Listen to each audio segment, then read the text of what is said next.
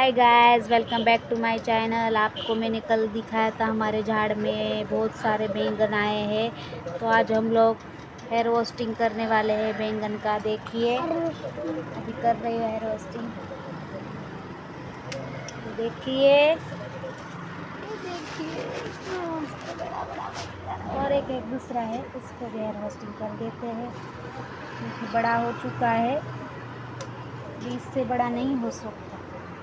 ये देखिए हमारे मस्त बैंगन, ये देखिए कितना मस्त बैंगन है। अभी इसका मस्त मस्त भाजी बना के खा जाएंगे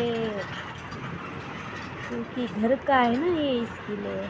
बाहर के तो बैंगन में तो स्वाद नहीं आता है, ये तो घर पे उगाए बैंगन है तो इसका तो भाजी भी एकदम चटकदार बनेगा।